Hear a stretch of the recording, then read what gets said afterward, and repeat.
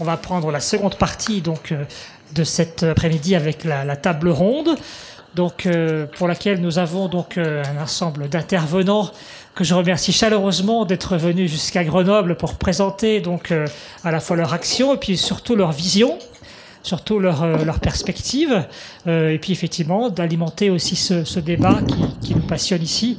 Et je suis sûr que ça va nous permettre donc de compléter l'exposé donc que nous avons eu tout à l'heure. Donc c'est Yolène Delabigne qui a accepté d'animer, et je sais qu'elle le fait fort bien, donc ce moment, on verra après, voilà, ce moment d'échange, de table ronde. Et simplement par rapport à l'ordre qui a été annoncé pour des raisons, je dirais, d'organisation ferroviaire, Thomas, donc, qui représente le WWF, sera plutôt en deuxième position. Voilà, je te le précise, Yolène, pour qu'il puisse avoir son train sans craindre donc de retard. Voilà, merci, je te redonne le micro et nous sommes impatients de vous écouter. Tout d'abord, effectivement, peut-être tu vas nous présenter un petit peu une thématique qui t'est chère, les intelligences animales, et après tu prendras le temps de présenter chaque intervenant. C'est bien ça? D'accord. Parfait. Merci. Donc merci Laurent. Non, je voulais juste expliquer pourquoi moi j'étais là, en dehors du fait d'être végétarienne depuis 31 ans, à une époque où c'était pas la mode. Je peux vous dire que je me suis cachée au début, maintenant ça devient la mode, donc c'est génial, mais c'était pas évident.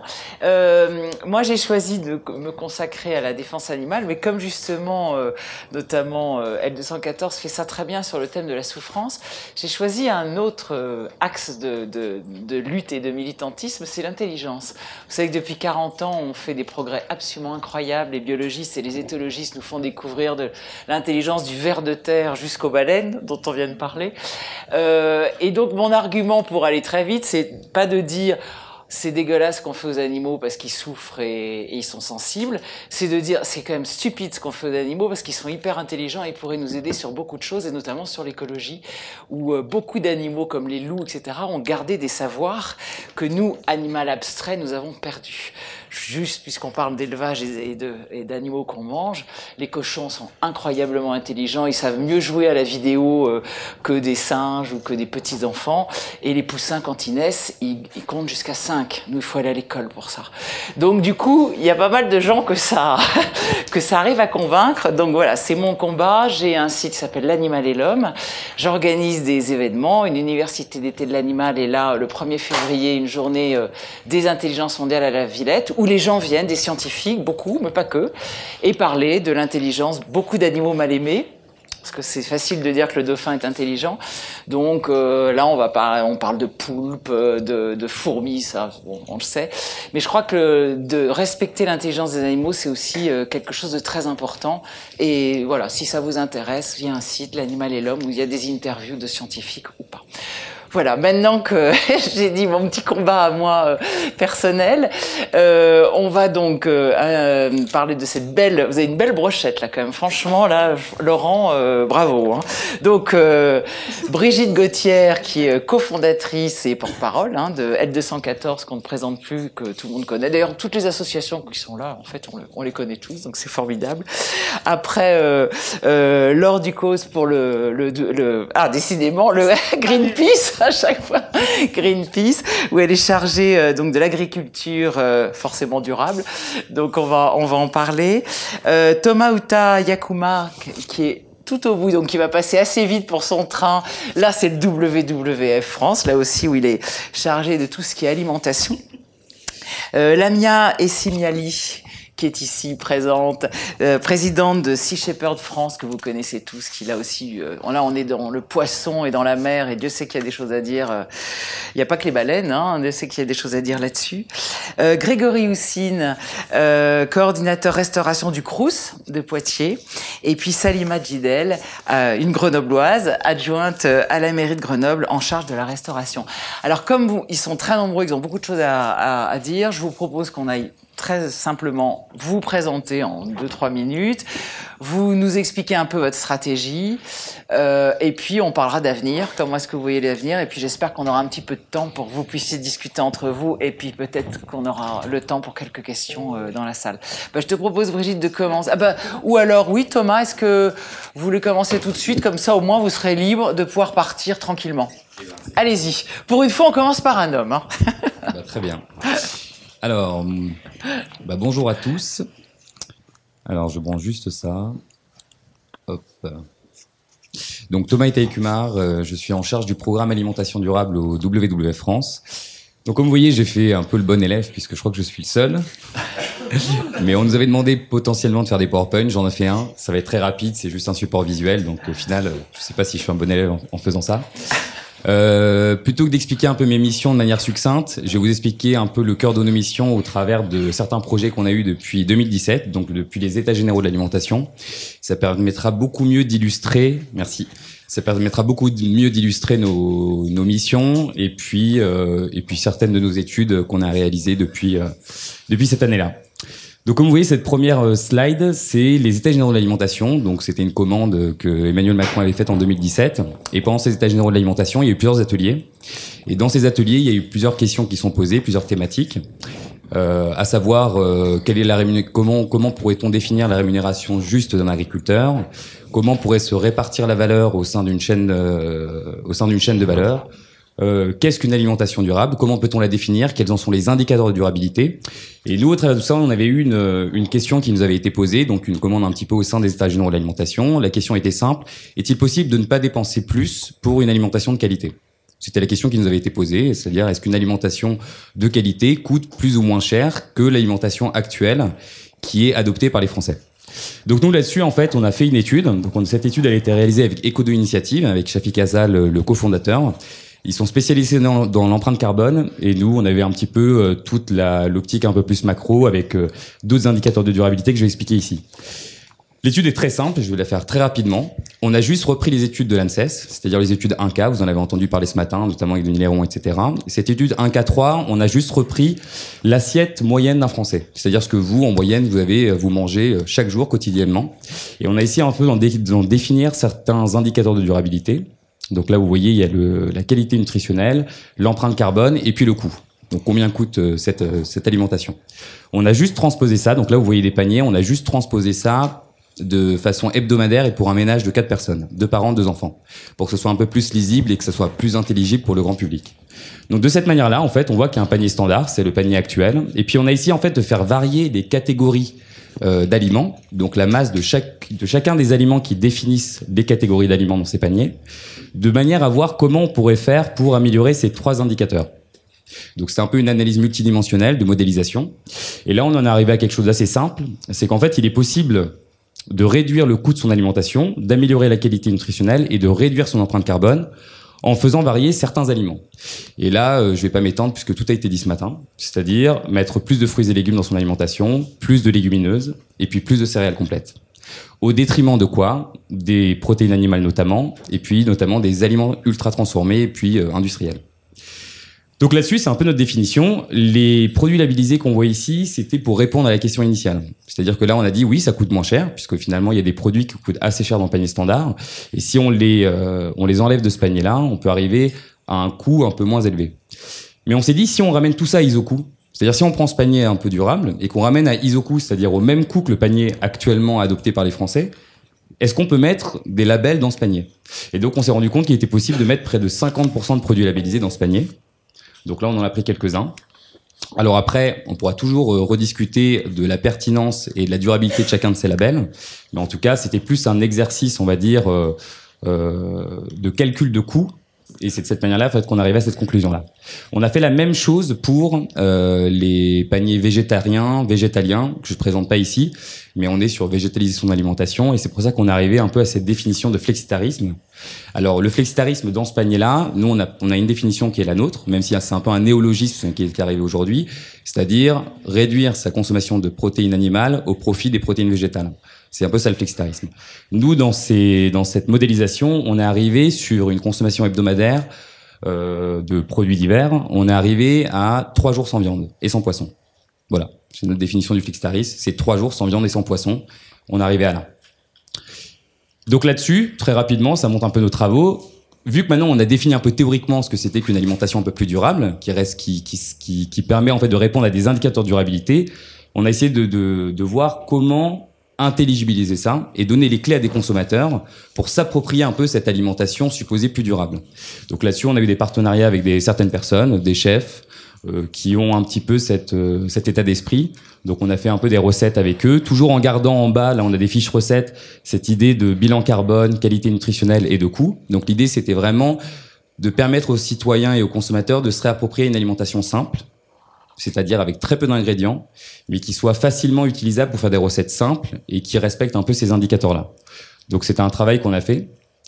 Et puis derrière, c'est quelque chose dont on n'a pas trop parlé aujourd'hui, et après je ne m'étendrai pas plus et je laisserai la parole à mes collègues, c'est de voir finalement, si on adopte une alimentation différente que celle qu'on adopte aujourd'hui, quelles seraient en fait finalement les répercussions sur l'agriculture de demain. En d'autres termes, c'est un peu l'idée de se dire, si chacun d'entre nous mange plus de légumes secs, plus de fruits et légumes, plus de céréales complètes, comment va réagir le modèle agricole dans les prochaines années. Donc il y a pas mal de scénarios qui se sont un peu penchés sur la question, donc After 2050, TIFA de l'IDRI, la prospective de l'ADEME, le GIEC, It Lancet, le rapport. Et donc nous, on s'est un peu prêté à l'exercice, donc je peux pas en dire plus parce qu'on est en train de travailler là-dessus, mais l'idée en fait qui est fondamentale là-dedans, c'est de se dire, si en tout cas tous ces aliments qui définissent un peu cette végétalisation de nos assiettes, elle n'est pas en tout cas pensée au niveau du système agricole, c'est pas possible. C'est pas possible puisque finalement on arrivera en fait à des non-sens, c'est-à-dire à des produits importés, comme c'est actuellement le cas pour les légumes secs. La majorité des produits que vous avez aujourd'hui, que vous mangez dans les supermarchés, ce sont des produits importés. 50 à 80% des légumes secs que vous trouvez dans les supermarchés sont importés. C'est Canada, Turquie, Chine, Inde, etc. Après, bien sûr, il y a des sicots, il y a des légumes secs qui sont emblématiques françaises, le coco de Paimpol, la lentille du Puy, lentilles de Champagne, le haricot du Sud-Ouest, Castel de Dari, etc., etc. Mais finalement, ça, c'est vraiment une agriculture extrêmement minoritaire. Et ça, c'est une question essentielle qu'il faut se poser. La répercussion agricole qu'auront nos nouveaux régimes alimentaires.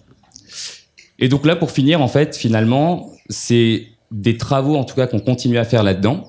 C'est de se dire que il faut penser alimentation, mais il faut aussi penser système alimentaire. C'est-à-dire toutes les activités qui concourent à la fonction d'alimentation. C'est pas moi qui le dis, ça c'est Louis Malassi.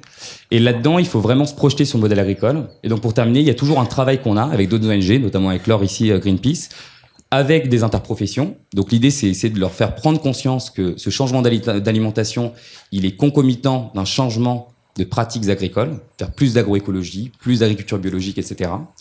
Il y a aussi tout ce travail de rémunération dont je parlais avant. Donc là, ici, c'était un travail qu'on avait fait avec les CIVAM. C'est une association, enfin un groupement de producteurs, les centres d'innovation pour valoriser l'agriculture et le milieu rural. Et eux, leur idée, c'est vraiment de montrer, si on compare une agriculture actuelle versus une agriculture agroécologique, quel va être l'impact sur le revenu disponible de l'agriculteur.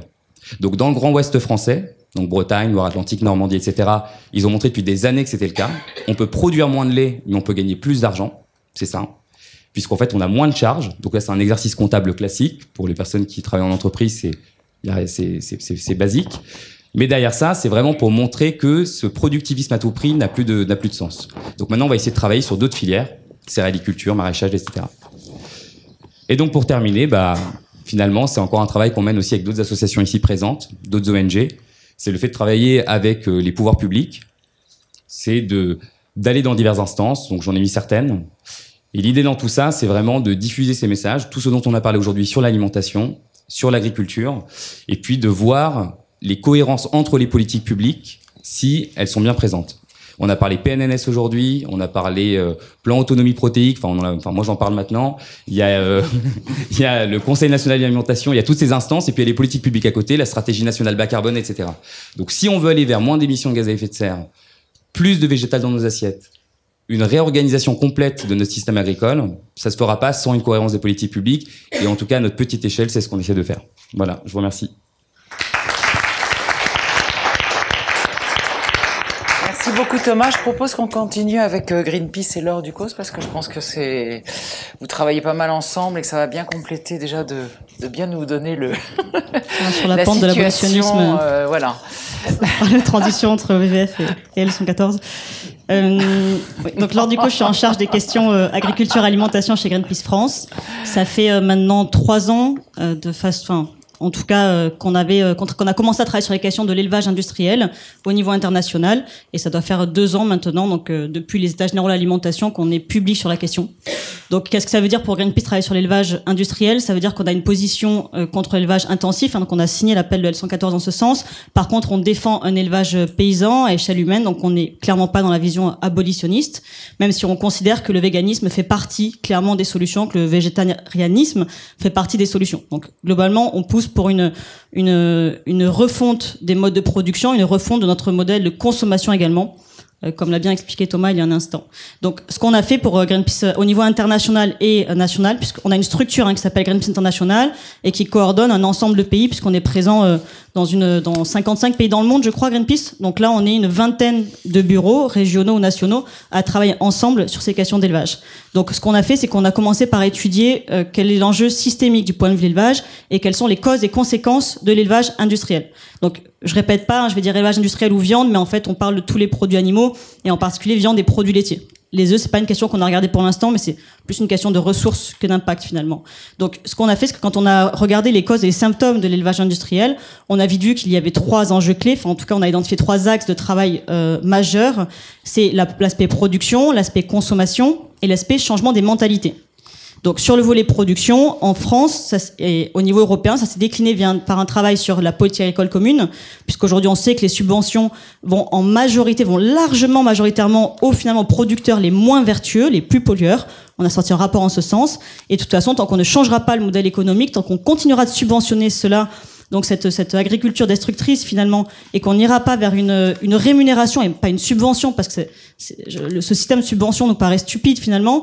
On préférait parler de rémunération, de services rendus aux écosystèmes, de services rendus à la biodiversité par les producteurs. Tant qu'on n'aura pas ce shift-là, en fait, on pense qu'on aura beaucoup de mal à avancer sur les questions de l'impact de l'élevage. Donc, on travaille sur la politique agricole commune. On a fait un travail aussi, on a entamé un travail sur les fermes-usines. Et là, on regarde tout ce on va se concentrer sur l'année qui vient, encore plus sur la question de l'alimentation animale.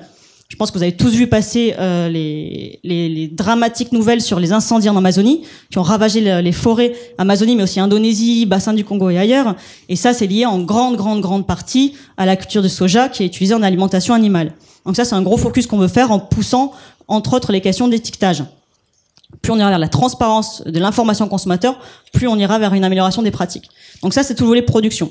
Maintenant, moi, je suis en charge en fait de la partie consommation, changement des mentalités. Tu me dis si je commence à être trop longue, tu me préviens. Sur la partie consommation, changement des mentalités, on a commencé par regarder sur quel levier d'action on pouvait agir en tant que Greenpeace. Où est-ce que nous avions une valeur ajoutée? En Allemagne, par exemple, Greenpeace Allemagne a travaillé sur le bien-être animal. Mais en France, il y a le 114. On va pas refaire ce travail-là qu'ils font déjà très bien. Donc, on s'est concentré sur un autre levier d'action qui est la restauration scolaire. Donc, restauration collective et on s'est concentré sur la restauration scolaire en particulier parce qu'on voulait agir à la fois sur les volumes, de façon très concrète, et à la fois sur les mentalités. Et donc, on a eu un premier axe de travail qui a consisté à pousser la végétalisation des menus dans les cantines. Et donc, on a, au sein des États généraux de l'alimentation, on a beaucoup poussé cette question. Et ensuite, à la fin des États généraux, on avait commencé à beaucoup creuser le fonctionnement de la restauration scolaire. C'est-à-dire qu'on s'est demandé, on a publié une grosse cartographie avec plus de 15 000 réponses pour voir s'il y avait, comme on l'imaginait, énormément de viande et de poisson à l'école. Et effectivement, on s'est rendu compte avec notre cartographie que de la viande et du poisson étaient servis tous les jours pour près de 70%, donc pour la majeure partie des enfants en France, donc dans l'école primaire. Donc on s'est dit qu'il y avait un vrai problème sur ça. Et on s'est dit que les mentalités étaient clairement un nœud du problème, mais on s'est dit qu'il n'y avait peut-être pas que ça. Donc on s'est rendu compte, on a appris à ce moment-là qu'il y avait un texte diffusé à toutes les diététiciennes et diététiciens, mais surtout diététiciennes du pays, donc qui s'appelle le GEM-RCN. Donc ça veut dire Groupe d'études des marchés, restauration collective et nutrition. Ce groupe de travail est piloté par le ministère de l'économie. Alors c'est censé être un guide d'achat pour les acheteurs de la restauration scolaire, mais ils ont préféré appeler ça recommandations nutritionnelles. Et donc ça a été distribué en tant que tel, et ce ne sont que des recommandations, mais le fait est que ça a été que dans toutes les écoles de diététiciennes, de diététique, on enseigne aux diététiciennes que ces recommandations sont obligatoires. C'est complètement faux. Et même Salima à Grenoble, quand je l'ai rencontrée il y a 2 ans, il y a 1 an ou 2, grâce à Laurent d'ailleurs, elle me disait mais on ne peut pas mettre en place 2 menus végétariens par semaine à cause de ce GEM-RCN. Et c'était complètement faux. Et donc je lui ai montré les preuves officielles, et donc là ils ont afficher un peu plus publiquement les 2 menus par semaine. Et donc ça, on s'est rendu compte que c'était un frein majeur, ce groupe de travail. Donc on s'est dit, tiens, allons regarder qui compose ce groupe de travail, qui écrit ces recommandations nutritionnelles. Donc d'abord on a commencé par comparer les recommandations scientifiques ANSES qui disent un enfant a besoin de combien de protéines, de fer, etc. Et on l'a comparé avec les recommandations de ce groupe de travail. Et on s'est rendu compte déjà que si on suivait les recommandations de ce groupe de travail, on fournissait entre 2 et 4 fois trop de protéines aux enfants. Et ça pouvait aller jusqu'à 6 fois trop de protéines, donc 600% des apports journaliers, si on prend en compte les protéines végétales. Donc on a publié ça, mais on a fait que confirmer ce que disaient déjà des scientifiques en fait.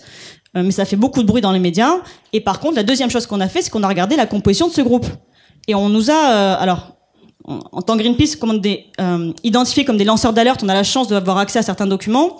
Et donc là, on nous a fourni la liste de présence aux réunions de ce groupe de travail. Donc entre la liste officielle de participation à ces réunions de groupe de travail et la liste donc, de personnes réellement présentes, on s'est rendu compte qu'en fait, ces recommandations étaient écrites par l'interprofession de la viande et des produits laitiers, l'interprofession du lait et une représentante de l'ANIA et du GECO Food Service qui s'appelle Laurence Vignier, qui est notre meilleure ennemie et qui se bat pour que les produits industriels continuent d'être largement continuent d'abonder dans la restauration scolaire.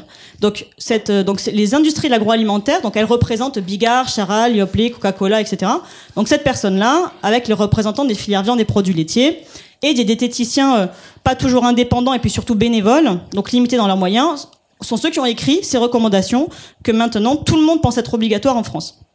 Voilà, donc gros problème là-dessus. Donc on a publié un rapport, ça a fait beaucoup de bruit, ça n'a pas plu au GMRCN, qui n'en a pas critiqué une ligne. Donc on se dit que c'était pas tout à fait faux ce qu'on avait écrit. On les a rencontrés à cette occasion et ensuite on a bataillé finalement pour faire connaître le sujet. Et c'est là que Samantha Casbonne, donc qui était là ce matin, la députée à l'origine de la loi, nous a contactés. Donc on s'est rencontrés, on a commencé à travailler ensemble sur cette question du menu végétarien. Voilà. Après je vous passe, ça va être 1 heure de présentation sur tout ce qu'on a fait pour pousser le sujet.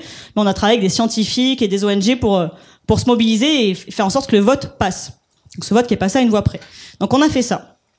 Maintenant, qu'est-ce qui se passe? C'est qu'il y avait un gros problème de gouvernance dans les instances gouvernementales, puisque le PNNS, par exemple, dont on a beaucoup parlé, en fait, on n'a même pas eu besoin de faire un rapport dessus, puisqu'il y a un rapport de l'IGAS, donc de l'Institut Général des Affaires, l'Institut Général des Affaires Sociales, qui a été missionné par le gouvernement pour l'inspection, des affaires sociales, qui a été missionné par le gouvernement pour étudier le PNNS, en quoi il était efficace ou non.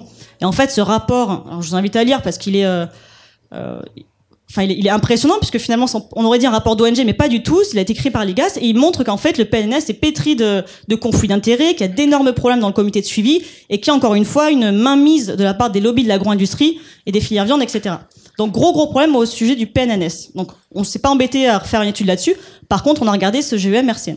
Et donc la bonne nouvelle depuis très récemment là, c'est que les ministères ont enfin compris, qui est surtout le ministère de la Santé, qu'ils devaient sortir de leur bulle, qu'ils devaient s'ouvrir, donc travailler un peu plus entre eux. Enfin c'est tout bête, hein, mais le ministère de la Santé communique très peu avec les autres ministères, communiquer très peu, ça commence à changer. Et là, la semaine dernière, pour la première fois, il y a eu une réunion du groupe de travail, qui s'appelle Nutrition, donc qui est piloté par la Direction Générale de la Santé, et VVF en fait partie, Greenpeace en fait partie, etc. Donc il y a toujours les mêmes lobbies, il y a toujours les représentants du GMRCN, il y a toujours les représentants de l'agro-industrie, il y a des représentants de la FNSEA, mais en face, il y a des organisations comme la nôtre, et là on peut démonter un à un leurs arguments, puisqu'ils sont complètement infondés scientifiquement. Donc c'est assez facile, hein, enfin c'est presque presque un jeu, mais comme de toute façon ils ont aucun fondement scientifique, en fait il suffit qu'on arrive avec nos sources et qu'on travaille bien de façon rigoureuse et ça tombe quoi. Mais ça veut dire que là aujourd'hui on est en train de faire un vrai travail de fond et c'est une guerre de pouvoir, hein, il y a des énormes enjeux autour de ça pour que la prochaine réglementation sur le sujet des menus végés dans les cantines soit fondée scientifiquement, soit bénéfique pour la santé, soit bénéfique pour la planète. Donc ça c'est un gros travail qu'on est en train de faire. Est-ce que j'arrête là 1 minute? Il y a un autre sujet sur lequel on n'a pas du tout parlé ce matin du point de vue de la santé, mais c'est l'antibiorésistance. Est-ce que ça vous parle ça? Ouais. Pour la plupart, pour certains, est-ce qu'il y en a qui savent pas? C'est en gros c'est l'antibiorésistance, c'est parce qu'il y a énormément d'antibiotiques qui sont utilisés et on a beaucoup parlé. Les antibiotiques c'est pas automatique chez l'homme. Mais il y a le même problème, c'est chez les animaux. Et quand on fait de l'élevage intensif industriel, forcément, on a recours de façon préventive à des antibiotiques, beaucoup trop. Et en fait, aujourd'hui, on se rend compte, dans le monde entier, et en France aussi, qu'il y a des phénomènes d'antibiorésistance. C'est-à-dire qu'il y a des bactéries qui se développent, qui sont résistantes aux antibiotiques, qu'on n'arrive plus à soigner. Et ça, c'est une crainte énorme, et ça a été déclaré enjeu sanitaire au niveau mondial par l'OMC, par l'OMS, par l'Organisation mondiale de la santé. Donc il y a de vrais enjeux aussi là-dessus. C'est pas mal. C'est un peu comme ça l'économie santé. Voilà. Donc nous, pour la suite, on va continuer à travailler, à suivre de très près, parce qu'on a la chance d'être dans ce groupe de travail de la ministère de la Santé. On va suivre l'évolution de la réglementation, puisque la loi, elle a quand même mis en branle-bas de combat tout le secteur de la restauration scolaire et tous les ministères. Donc on va suivre ça de très près pour empêcher les lobbies de continuer à influencer ça d'aussi près. On va faire tout ce qu'on peut pour être un vrai contre-pouvoir et continuer notre travail lanceur d'alerte. Et on va continuer à travailler sur l'aspect changement des mentalités. Et c'est pour ça que j'en profite pour remercier Laurent Bègue et tous les scientifiques ici présents, parce que c'est très rare, enfin c'est trop rare en tout cas, qu'il y ait une telle synergie, en tout cas interaction entre scientifiques et ONG. Donc je suis vraiment ravie qu'il y ait cette journée aujourd'hui, et on continuera à échanger, je l'espère, et à travailler sur cette question de changement de mentalité, des bons messages à faire passer et des actions réellement efficaces. Merci. Bravo.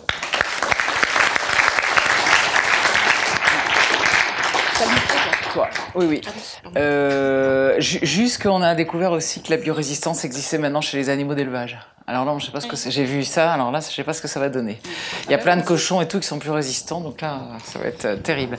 On va continuer justement dans le côté lutte, notamment contre les lobbies, avec L214. Je trouve qu'il y a une bonne continuité là, parce que je pense que Brigitte Gauthier sait aussi de quoi elle parle dans le domaine. Donc, même punition que les autres, présentation, stratégie, en gros, comment tu vois les choses à venir. Je vais commencer un petit peu comme tout le monde par remercier Laurent et toute son équipe qui œuvrent vraiment. Enfin, c'est super intéressant de voir le monde scientifique passer à l'application vraiment forte et d'essayer de tirer des conclusions pour nous faire tous et toutes avancer. Donc, c'est vraiment très intéressant. Merci beaucoup à toutes et à tous de vos actions qui donnent beaucoup de courage et nous permettent de continuer. Donc je suis Brigitte Gauthier, je suis une des fondatrices de l'association L214, qui est une association de défense des animaux, qui s'est surtout fait connaître par les enquêtes qu'on a pu faire, qui montraient les conditions d'élevage, de transport et d'abattage des animaux.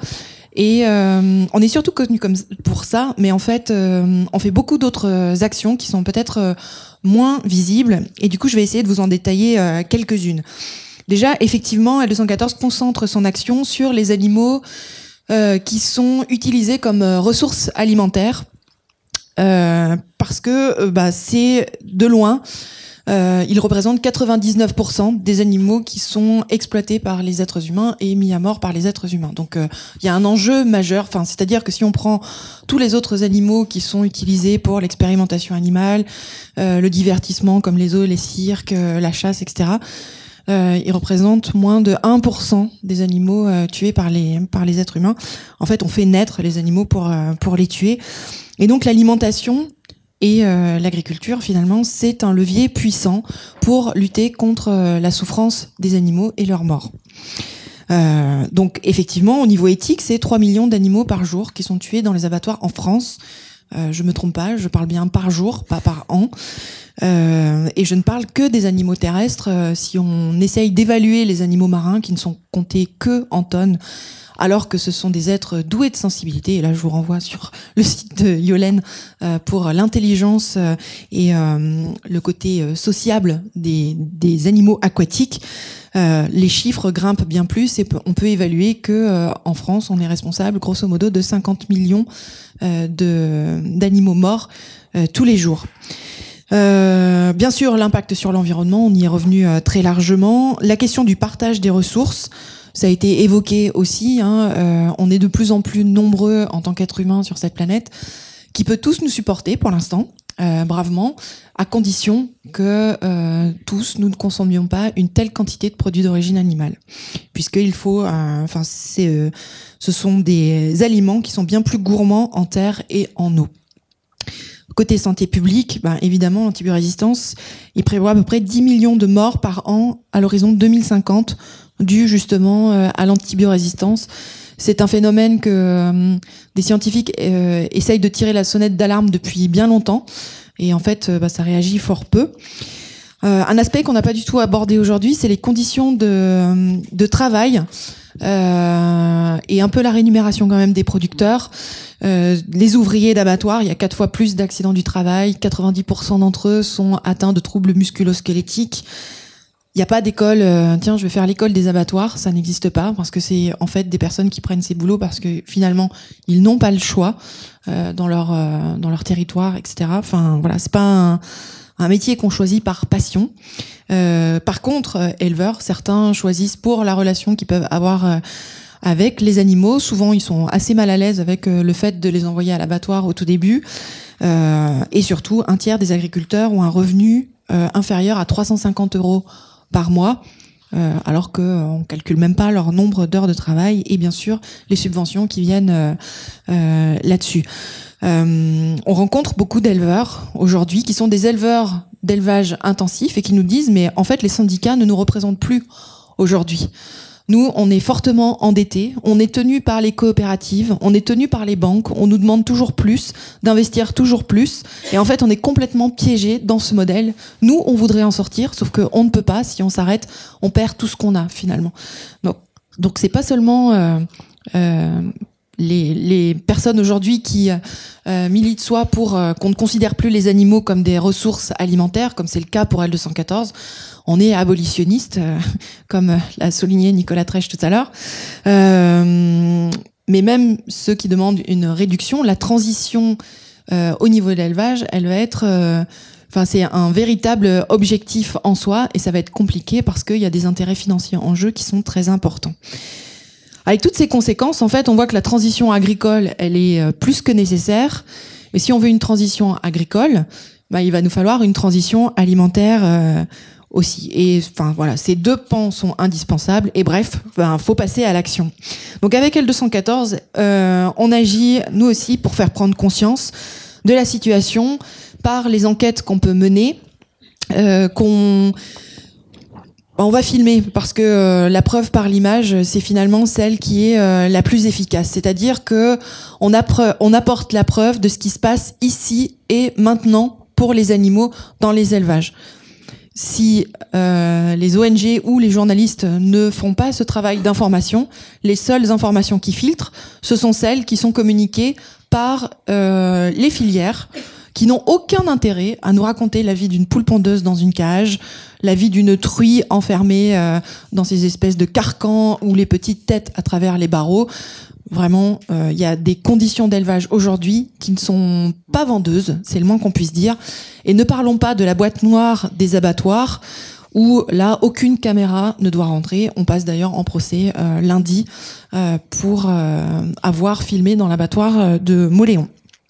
On passe aussi par les réseaux sociaux, bien sûr, et puis par notre réseau qui est présent dans 50 villes en France, où on va à la rencontre par cet intermédiaire de la population, où on essaye justement de montrer nos enquêtes. Il n'y a pas seulement les images, il y a aussi tout le dossier qui va derrière.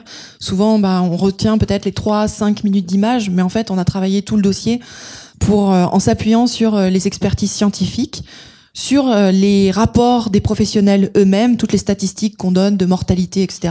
Ça vient de la profession elle-même. On n'a pas calculé en comptant pifométriquement les choses. On s'appuie le plus possible sur l'expertise scientifique déjà présente. Et les autres actions qui sont moins connues d'L214, c'est celles où on propose des solutions. En fait, on est connu comme une association qui râle, qui dénonce, mais assez peu comme une association qui propose, alors que on fait beaucoup de choses dans ce domaine pour proposer des solutions, faciliter l'accès de ces solutions et encourager l'adoption de ces solutions, notamment la végétalisation de l'alimentation. Et du coup, on est présent sur les campus avec notre branche végétalisation qui s'appelle Piver maintenant, présente sur les campus aux côtés d'assiettes végétales qui sont présents aussi dans la salle. pour proposer des animations dans les restaurants universitaires. On a fait récemment un Végo Campus à Aix-Marseille qui a très bien marché, un défi posé aux chefs pour une journée de faire du 100% végétal, et le retour des étudiants était très chaleureux. Alors moi j'ai pas les statistiques exactes en tête, mais on était au-delà des 60% de personnes satisfaites. Je parle sous le contrôle d'Alexandra qui est dans la salle et qui a organisé toute cette opération fabuleuse et qui l'a renouvelée aussi dans d'autres campus. Nous avons improved aussi sur la restauration collective, notamment en entreprise, où là on va intervenir auprès des restaurants de la même façon, en leur posant un défi. Est-ce que pour une journée, ça vous tenterait pas d'aller sur du 100% végétal? Et en fait, on est des filous. On fait la même chose en restauration privée, Végo Resto. On leur pose un défi, donc des restaurants qui ne proposent aucune alternative végétale à leur carte ou même pas d'alternative végétarienne. Donc vos restaurants de centre-ville, et on leur pose le défi pour une soirée. On privatise le restaurant, on le remplit. Il est blindé pour ces actions-là. Ils font le défi. Ils sont très contents. Souvent, ils parlent de la créativité qu'ils ont dû mettre dedans et qu'ils avaient un petit peu perdu. Et la plupart du temps, ils sont ensuite référencés sur notre site Végo Resto, qui référence les restaurants qui ont au moins une alternative végane à leur carte. On a aujourd'hui plus de 1800 restaurants référencés sur notre site internet. Et on leur permet aussi d'échanger entre eux, de partager leurs expériences. On leur fait redescendre de l'information, et on a fait un sondage qui montrait que 60% d'entre eux, donc avec notre initiative en tout cas, avaient déjà une alternative végane à leur carte, mais ils en avaient rajouté une par la suite, ou avaient l'intention d'en rajouter encore par la suite, parce que finalement ça marchait drôlement. Ça représentait 20% de leur chiffre d'affaires, ce qui est quand même pas mal, alors qu'ils étaient partis pour certains de 0%. On a aussi plus pour aider les citoyennes et les citoyens. On a Vegan Pratique avec son Veggie Challenge en 21 jours. Expérimenter, se lancer. Est-ce que comment on cuisine vegan, puisque on a une forte tradition en France de penser que un menu sans viande ou sans poisson, quand même, pas tout à fait un menu. Voilà, on veut prouver le contraire, et par l'accompagnement, là aussi une initiative plutôt positive et dynamique. Et puis on a L214 Éduc depuis 2 ans, avec des expos, des animations. Ça rejoint un petit peu campus. Souvent on fait en partenariat entre ces deux équipes. On s'appuie sur le programme scolaire qui a justement tout un pan sur nourrir l'humanité. Et donc on propose là aussi en s'appuyant sur en s'appuyant sur les études scientifiques, en s'appuyant sur les expériences, en regardant ce qui se fait ailleurs, comment on peut avoir un impact le plus positif possible. Bien sûr, auprès des élèves, on va pas diffuser les images d'abattoirs. On sait très bien que là, on n'y va pas. On va plutôt justement sur la question des sciences cognitives, apprendre à connaître les animaux et surtout leur garder la curiosité qu'ils ont vis-à-vis du monde animal. On agit aussi au niveau politique, évidemment. On a soutenu la loi Cazbonne avec Greenpeace, avec l'Association végétarienne de France et bien d'autres organisations. Et puis, au mois de septembre, on a lancé un appel contre l'élevage intensif qui prône un changement d'agriculture et d'alimentation avec 3 points. Déjà, un moratoire sur l'élevage intensif, c'est-à-dire qu'on ne construit plus aucun élevage qui ne laisse aucun accès à l'extérieur des animaux. On a basé cette définition très simple, compréhensible de tous. Un élevage intensif, c'est un élevage qui ne laisse aucun accès à l'extérieur aux animaux. Ça ne veut pas dire que le reste, c'est merveilleux, c'est magnifique, etc. Mais au moins, on essaye de limiter les dégâts, puisque aujourd'hui, 80% des animaux sont dans ces élevages, dans des conditions effroyables, avec toutes les conséquences qu'on a tous et toutes citées avant. Donc voilà, d'abord un moratoire. Ensuite, on demande à ce que le gouvernement prenne en main un plan de sortie de l'élevage intensif. Au plus tard, en 2030, il faudrait qu'on en soit sorti. Et puis, un plan d'ampleur de végétalisation de l'alimentation, parce qu'aujourd'hui, finalement, ce boulot, il est grosso modo fait plutôt par les ONG. Allez sur le site du ministère de l'écologie, on va vous recommander de prendre des douches à la place des bains. Personne va vous parler de votre alimentation. Voilà. Alors que c'est là où vous auriez même le plus d'impact sur les ressources en eau. Bref, action auprès des citoyens, des consommateurs, jeunes publics ou pas, auprès des entreprises et des institutions, auprès des politiques, le tout avec conviction, bienveillance et bon appétit.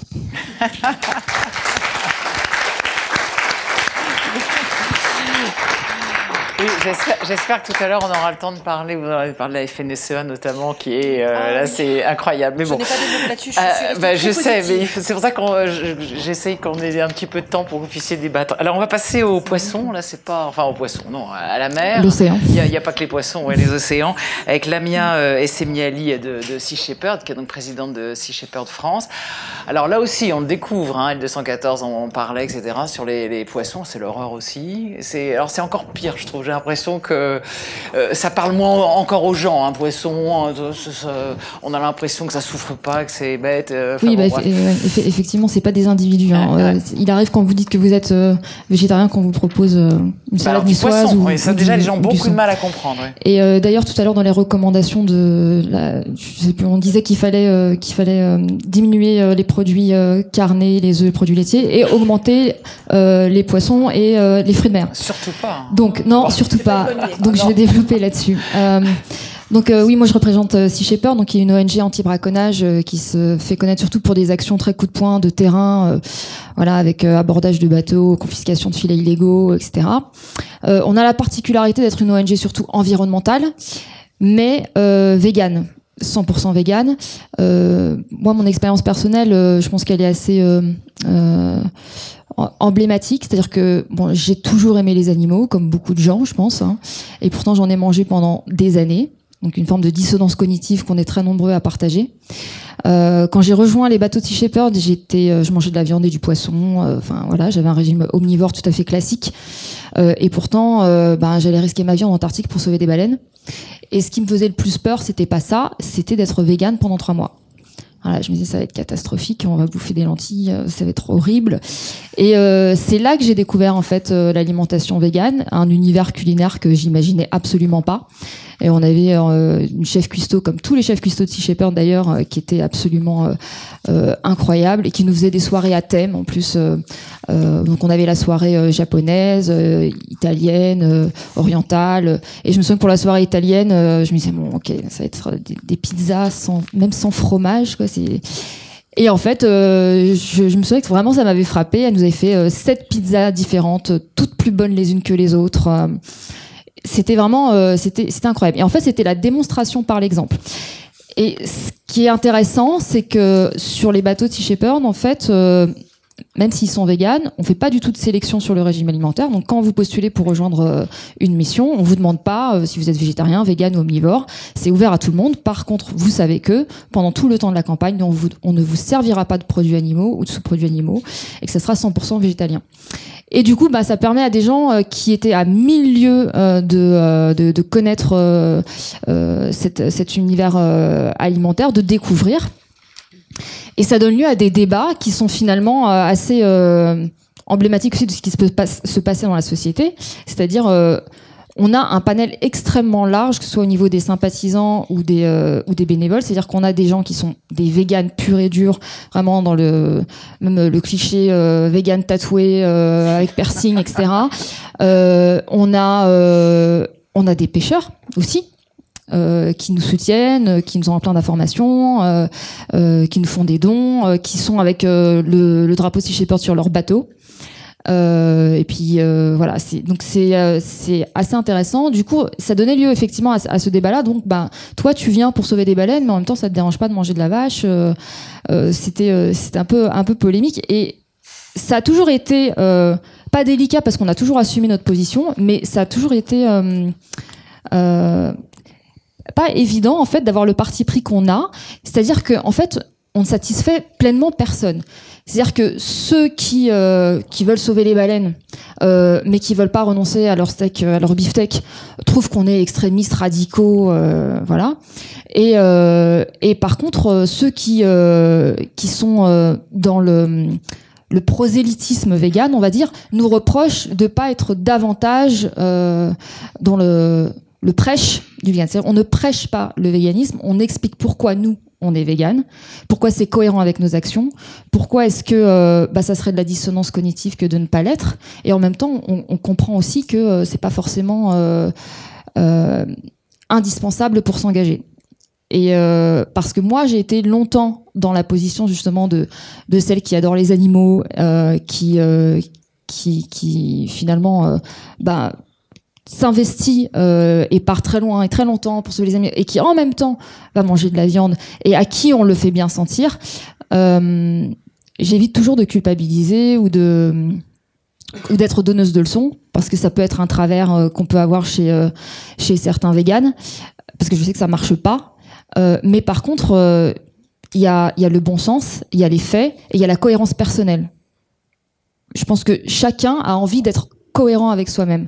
C'est pas super. On n'est pas très à l'aise en fait quand ces actes, ces actions, ces habitudes sont finalement en opposition totale avec nos sentiments profonds. C'est-à-dire qui a envie finalement de contribuer à une souffrance inutile? Qui a envie de contribuer à la destruction de la planète? Personne. Maintenant, on est face à des habitudes qui sont profondément ancrées. La question alimentaire, elle est effectivement extrêmement polémique et passionnelle. Ça, on s'en rend compte tout le temps. Et du coup, on a des mécanismes d'autodéfense. Donc, il y en a qui vont se chercher des excuses. Le fait est que quand on pose les faits sans être dans le prêche et dans la leçon, sans donner le sentiment qu'on se sent moralement supérieur, on permet aux gens, je pense, quand même de réfléchir de façon apaisée, sans avoir le sentiment de devoir se défendre. Et dans le même temps, donc il y a cet extrémisme-là, mais il y a aussi l'extrémisme du côté des omnivores, c'est-à-dire que ça arrive aussi très souvent que le simple fait d'être végane ou végétarien soit perçu comme une agression par des gens qui finalement sont pas très à l'aise avec le fait qu'eux-mêmes mangent de la viande, du poisson, et contribuent à tout ça. Et donc c'est ça qui fait que c'est très polémique. Mais sur la question de l'océan, parce qu'on parle beaucoup de la viande, et c'est normal parce que c'est des mammifères, c'est des animaux qui sont proches de nous. On a des images des abattoirs qui sont extrêmement choquantes. C'est beaucoup plus difficile de faire prendre conscience de l'horreur qui se passe en mer. C'est en termes de nombre et d'ampleur, c'est sans commune mesure. Je rappelle que c'est 70% de la planète, c'est l'océan. Et les méthodes de pêche aujourd'hui, si on faisait le parallèle avec les animaux terrestres, ça serait complètement impensable. On est dans des logiques qui sont complètement diaboliques et qui choqueraient tout le monde. Mais du coup, la difficulté, c'est de faire prendre conscience aux gens du fait que leur choix alimentaire contribue à ça. Donc, il y a plusieurs façons de le faire. Donc, d'une part, c'est un peu plus facile avec les baleines, les dauphins, les phoques. Voilà, c'est des animaux charismatiques qui ont un gros capital sympathie. Donc là, récemment, il y a eu cette histoire de un bébé phoque qui s'est pris des coups de pied dans la tête par un pêcheur à pied. Bon, ça a explosé en termes d'impact. Les gens sont outrés. Et en fait, les gens se rendent pas compte que la première cause de mortalité des phoques, des baleines, des dauphins, c'est le poisson qu'ils ont dans leur assiette. C'est la pêche en fait. Et un très bon exemple de ça aussi, c'est là récemment, il y a le Japon qui a recommencé entre guillemets la chasse commerciale à la baleine. Bon, il a rien recommencé du tout parce qu'en fait le Japon n'a jamais cessé de chasser les baleines. Il chassait avec un prétexte scientifique en Antarctique, donc nous on y a été pendant 15 ans. Aujourd'hui, donc ils ont quitté la Commission baleinière internationale, ce qui leur retire cet alibi scientifique. Donc je vous épargne les détails. En gros, ça veut dire qu'ils vont continuer à tuer des baleines. Ils vont tuer 235 baleines dans leurs eaux territoriales. Donc c'est 235 baleines de trop. Mais c'est dérisoire par rapport à ce que tuent nos bateaux de pêche. Quand je dis nous, c'est nous tous. Donc on s'insurge contre les harpons explosifs du Japon, contre lesquels on ne peut rien faire. Parce que personne n'a rien fait quand le Japon tuait des baleines dans le sanctuaire baleinier antarctique international. Donc je peux vous dire que personne ne va rien faire sur les baleines qui tuent dans ces eaux territoriales. On parle de la 3e puissance économique mondiale, il n'y a pas un pays qui va bouger. Donc on peut rien faire là-dessus. On peut pas stopper les harpons explosifs japonais dans les eaux territoriales du Japon. Donc on peut pas sauver ces 235 baleines. Par contre, on peut sauver les centaines de milliers d'autres qui meurent à cause de nos bateaux de pêche. Et c'est pas évident en fait à faire comprendre parce que je pense que en fait les gens ont pas vraiment envie de l'entendre non plus. Il y a eu la journée mondiale de l'océan au mois de juin, je crois, oui, c'est ça, c'est au mois de juin. Donc on a énormément parlé du plastique, à juste titre. Le plastique, c'est une catastrophe. Le plastique à usage unique devrait être interdit. Donc là, je crois que les sénateurs ont acté ça pour 2020. Donc on a encore 20 bonnes années de plastique à usage unique. C'est 2040, pardon. Ouais, c'est que pour 2040, d'accord. Voilà, non mais on n'est pas pressé. Hein. On sera tous morts d'ici là, surtout. Bon, sachant que les scientifiques estiment que d'ici à 2050, il y aura plus de plastique que de poissons dans l'océan. Donc voilà. Mais le fait est que la première menace sur l'océan, ça n'est pas le plastique, ça reste aujourd'hui la surpêche. Avant le changement climatique, avant l'acidification, avant tout le reste, c'est la surpêche. Donc et on n'en parle pas. Pour la journée mondiale de l'océan, on n'en a pas parlé. Enfin, nous, on en a parlé, mais ça ne se dit pas.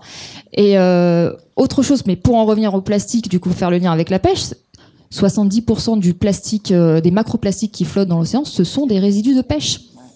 Donc, c'est pas nos pailles à usage unique et c'est pas nos bidons de lessive.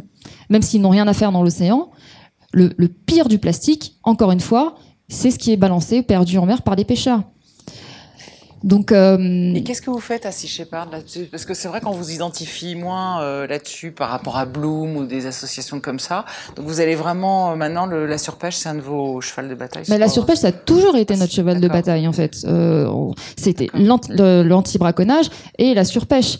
Là, on essaie de faire de plus en plus de sensibilisation là-dessus. Les actions coup de poing qu'on fait, elles permettent aussi de braquer les projecteurs sur des problématiques qui sont pas forcément sexy entre guillemets à la base, mais voilà. Et il y a en plus une équation qui est insoluble, c'est que aujourd'hui on est trop nombreux pour manger du poisson. 7 milliards, bientôt 9 milliards. Il n'y a pas assez de poissons dans l'océan pour nourrir tout ce monde-là. C'est pas possible. Si on suit les recommandations de l'OMS sur la consommation de poissons et qu'on l'applique à l'ensemble de l'humanité, soyons égalitaires, on obtient le double de ce que l'océan est capable de fournir en poissons. Aujourd'hui, quand on fixe des quotas de pêche, qui sont en plus fixés selon des critères qui datent des années 70, qui sont complètement obsolètes, qui prennent absolument pas en question la réalité de l'écosystème marin, et je vous expliquerai brièvement pourquoi c'est complètement aberrant, mais quand on fixe ces quotas de pêche, on ne prend même pas en compte les prédateurs marins. Aujourd'hui, on affame littéralement les prédateurs marins qui sont sur les dernières zones de pêche, là où il reste des poissons, là où on est aussi. Et c'est aussi pour ça qu'on a autant de captures de mammifères marins. Donc, faut que je... Enfin, 2 minutes. 2 minutes. Alors, qu'est-ce que je peux vous dire en 2 minutes, du coup on nous demande souvent qu'est-ce qu'on peut faire pour aider l'océan.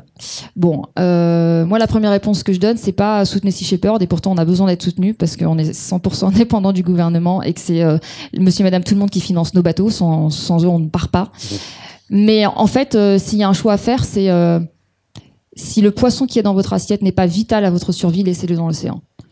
Il y en a qui en ont un besoin vital, c'est les mammifères marins, les prédateurs marins, c'est certaines populations humaines qui sont sur des terres qui sont pas suffisamment fertiles, mais c'est pas le cas de l'écrasante majorité de gens qui mangent du poisson. On a plus que doublé notre consommation de poisson en 50 ans. Aujourd'hui, justement, on a des systèmes de subventions qui financent des capacités de pêche qui sont complètement en surcapacité, qui sont en train de vider l'océan.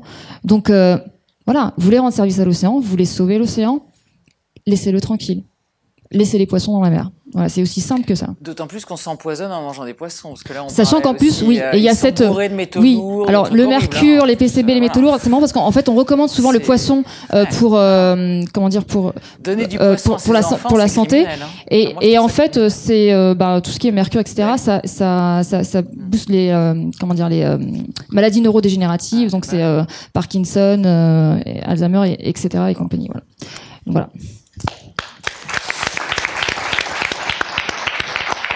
Alors, après avoir parlé des associations à ton voisin qui se battent à leur façon, il y a aussi une autre façon de sensibiliser les gens, c'est tout ce qui est les étudiants, les municipalités, les institutions, etc. Donc on va parler du Crous avec Grégory Houssine.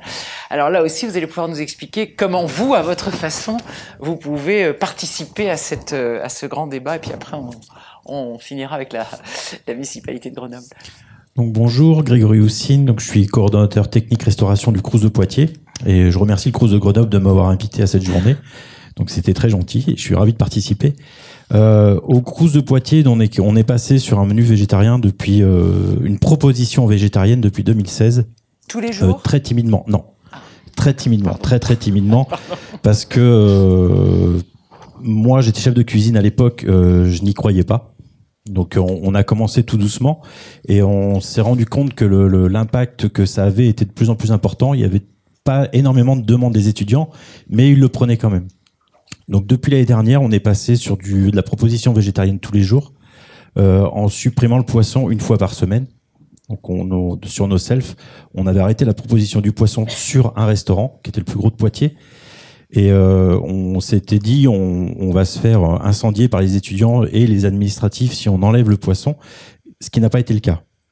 Donc on a poussé encore plus loin pour la rentrée depuis septembre 2020, où on s'était dit, on va mettre du poisson que 2 fois par semaine sur nos selfs, et on va amplifier en fait la prestation végétarienne, qui est présente là cette fois tous les jours avec des plats un peu plus élaborés.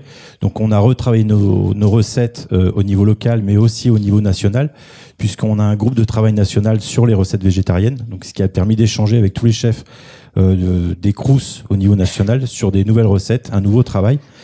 Et on a un taux de prise des prestations végétariennes sur la partie self de à peu près 20% au niveau du Crous de Poitiers.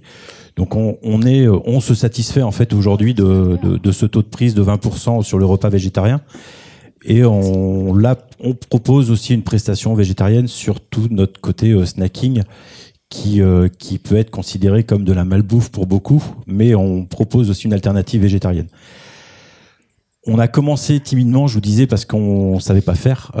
Moi, je suis cuisinier, j'ai été formé il y a 30 ans à la cuisine, où le végétarien, ça n'existait pas, on n'en parlait pas, et voilà, c'était des marginaux qui mangeaient végétarien. Donc, au fur et à mesure de mon avancée en cuisine, donc beaucoup dans le privé, et après je suis rentré au Crous, donc il y a 20 ans maintenant. En fait, la mentalité a changé un petit peu, et la plus grosse peur qu'on a eue, ça a été de faire changer la mentalité des cuisiniers, justement, qui étaient déjà anciens dans nos cuisines, et de dire, vous allez arrêter de faire de la viande, vous allez arrêter de faire du poisson, et on va vous faire travailler des légumes, des céréales, des légumineuses. On a fait des ateliers au Crous de Poitiers, justement, pour refaire des recettes, et ça a été bien pris par tout le monde. Et aujourd'hui, tout le monde se prend au jeu, donc ce qui est valorisant pour toutes les équipes. Et ça permet de développer encore ces prestations végétariennes. Ça a été très demandé aussi au niveau des administratifs, puisqu'on a des brasseries administratives à qui on ne proposait pas avant, donc alors que c'était un public d'adultes, mais la cible qu'on voulait vraiment choisir, c'était les étudiants. Et aujourd'hui, voilà, c'était une forte demande de leur part de mettre du végétarien, et ça marche très bien. Et je voudrais dire que c'est très important, donc on en parlait tout à l'heure, enfin on en a parlé aussi, on en a entendu parler, de l'obligation de mettre un menu végétarien dans les écoles, et notamment dans les maternelles. Moi, mon fils est en maternelle, il mange pas de légumes à la maison, il aura pas le choix de manger des légumes à l'école, et c'est très bien, et autre chose. Donc c'est très compliqué de lui faire manger. Et c'est aussi tous ces jeunes en fait qui dans 10, 15 ou 20 ans vont venir chez nous au Crous, et qui seront déjà habitués à manger végétarien, et qui quand ils arriveront chez nous, vont pas se jeter sur un steak haché frites ou sur des pizzas avec plein de viande, parce qu'il faut une pizza comme la pizza carnivore où il y a 5 viandes différentes, où il faut. Donc on a aussi cette problématique en fait de nourrir des étudiants qui veulent choisir ce qu'ils veulent manger. Donc c'est pour ça qu'on n'impose pas en fait, et on peut pas aujourd'hui imposer du végétarien, mais on travaille pour le développer. Donc les lundis verts, donc on les lance aussi officiellement le 14 octobre à Poitiers, avec toute la communication qui va y avoir autour. Mais on le faisait indirectement avant. Donc ils auront quand même le choix de prendre de la viande à côté, puisqu'on peut pas leur imposer pour l'instant de pas mettre de viande. Donc c'est le parti pris qui a été pris de pas supprimer toutes les propositions sur les selfs. Mais voilà, en avançant dans les futures années, je dis pas qu'il y aura pas des journées 100% viande, et j'entendais tout à l'heure justement des opérations qui pourraient être intéressantes, et des défis culinaires qui pourraient être faits avec certains étudiants. On a des étudiants qui sont demandeurs aussi sur Poitiers, donc je pense qu'en rapprochant d'autres, ça pourrait être un test qui pourrait être fait. Et ça lancerait en plus un autre défi encore à mes cuisiniers, et j'aime bien leur lancer des défis. À votre service. J'en parlais d'abord à ma directrice avant de me prononcer directement. Donc on est sensibilisé, et c'est ce que je disais, moi le poisson ça a été mon premier cheval de bataille, alors ça tombe bien, je suis ravi de vous rencontrer. J'ai fait de la plongée sous-marine pendant très longtemps, et j'ai toujours été sensible en fait à ce qui se passait sous la mer. Et la première chose que j'ai voulu faire, c'était essayer de diminuer la part poisson qu'on proposait, mais toujours avec cette crainte d'avoir des retours très négatifs. Et en fait, là, en mettant du poisson que 2 fois par semaine, on n'a eu aucun retour négatif, on n'a aucune demande. Donc, ils se sont remis directement et naturellement, pour la plupart, sur le végétarien, et pour quelques-uns d'entre eux sur la viande. Mais on a augmenté notre part de végétarien, et là, on en est ravis. C'est plutôt très positif, ça a l'air d'être plutôt bien accueilli, alors. Oui, à Poitiers, ça a été très bien accueilli, oui. Ouais. Et comme je disais, on l'a fait l'année dernière sur un restaurant sur une journée, et cette année on l'a fait sur l'ensemble du Poitou-Charentes. Donc ça touche toujours. Et même La Rochelle, qui est au bord de mer, où ils ont du poisson que 2 fois par semaine, mais bon, ça passe très bien. Donc voilà, c'est des choses positives, et je pense qu'à mon sens, oui, on va continuer à évoluer. Je ne suis pas végétarien, je n'ai jamais été végétarien, mais aujourd'hui en fait, moi je mange dans les restaurants universitaires tous les jours, et j'ai changé mes habitudes alimentaires aussi naturellement, puisque avant de choisir à manger, je regarde ce qu'il y a au plat végétarien, et ça veut dire que 90% du temps en fait, quand je mange maintenant en restaurant universitaire, je mange végétarien. Et si le plat visuellement ne me plaît pas trop ou me paraît pas très glamour, je vais me jeter sur autre chose. Mais à 90% du temps, oui, je me suis mis à manger végétarien. Ça se voit pas, mais pour l'instant, j'espère que ça se verra un de ces jours. Voilà. Mais je suis ravi en fait de vous avoir tous rencontrés. Et effectivement, quand on voyait les reportages de L214, on se dit oh là là, c'est quoi ces extrémistes? Je me suis dit, moi qui fais de la viande, je vais me faire défoncer. Excusez-moi. Mais et voilà, c'est peut-être des a priori qu'on a, oui, sur certaines associations, et qui sont complètement erronés. Et c'est pour ça que c'est bien d'entendre aussi, et puis peut-être d'avoir une autre vision. Avant de passer la parole à Salima, puisque vous êtes cuisinier, enfin ancien cuisinier, on dit souvent que si ça marche pas, c'est que c'est très facile de jeter un morceau de viande dans une poêle, alors que la cuisine végétarienne, ça demande beaucoup de temps, d'éplucher, etc. Moi, j'ai souvent entendu ça. Bah oui, mais les cuisiniers veulent pas, c'est plus de boulot. C'est vrai ça, ou c'est une fake news? Ça demande plus de boulot, ça demande un petit peu plus de travail. Non, ça demande pas plus de travail. Ça demande un autre travail. Mais un autre travail où les cuisiniers aujourd'hui ne sont pas habitués. Il y a pas de CAP cuisine végétarienne. Ça n'existe pas. Aujourd'hui, on forme à la cuisine, mais on forme pas à ce genre de cuisine. Pas la cuisine de restauration collective tout court, en fait.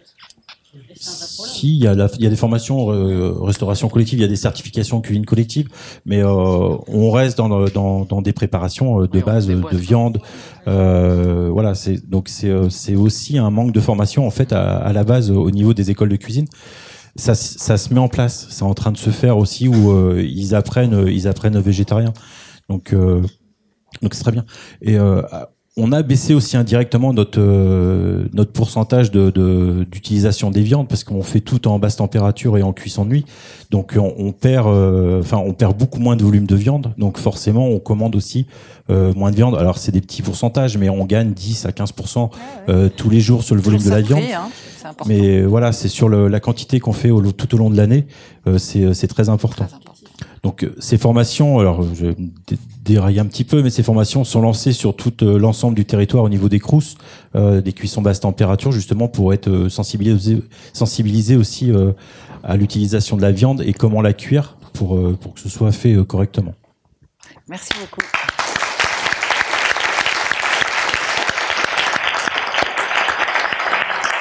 Alors on va finir avec avant de parler un petit peu avec Salima Djidel, avec Grenoble surtout, qui nous invite. Alors là, comment ça se passe quand on est dans une municipalité pour faire accepter ce genre de combat? On peut parler de combat. Je pense qu'à Grenoble, on peut dire que c'est pas un combat. C'est assez naturel, mais c'est super chouette de rencontrer des ONG, et je pense que le truc, il est là en fait. Le truc, il est de se mettre en lien et de pouvoir se contacter à des moments où on en a besoin. Je remercie Laurent Bègue qui nous avait invités, je m'en souviens très bien, le lendemain de la Coupe du Monde à Paris pour aborder avec lui la question des lundis verts. Et c'est à cette occasion que j'avais rencontré Laure, qui m'a aidé à décrypter tout un tas de textes et qui nous a permis aussi d'aller plus loin dans nos pratiques. Donc j'insiste là-dessus parce que je pense que tout seul dans son coin, on est élu et puis on sait pas, et puis on connaît pas, on sait pas comment ça fonctionne, et puis on se fait accompagner par des gens qui ont les mêmes valeurs et qui nous aident à aller plus loin. Donc je souligne ça parce que pour moi ça a été super important. Après cette question-là, la question de l'alimentation cette question-là particulièrement, pour nous, elle est une priorité de mandat, et la volonté politique, elle est la colonne vertébrale d'un projet. Et pour nous, ça a été assez naturel, puisque on est d'abord passé en monté en gamme en termes de local et de bio. On avait annoncé 100% bio d'ici à 2020, 100% bio et local d'ici à 2020. Aujourd'hui, on est à 75% sur les crèches, on sera à 95% pour cause de poissons en février, et à peu près à 57% de bio local chez les élémentaires. Nous, on est venu bousculer les pratiques de nos chefs quand on leur a annoncé notre projet. Et ben juste, on est venu bousculer une pratique. Et du coup, on a pris le temps qu'il fallait, parce que c'est vraiment un processus. Je pense que on passe pas à ce type de confection du jour au lendemain si on sait pas, ou alors on enlève juste la viande et on présente le plat comme étant un plat végétarien. Ça marche pas. Et du coup, on a pris le temps avec eux, on s'est fait accompagner. Ils ont été formés durant 1 an. Ils ont eu 1 an de formation cuisine alternative et végétarienne. Et aujourd'hui, ils sont capables de sortir des recettes hyper intéressantes et qui fonctionnent auprès des gamins. Alors après,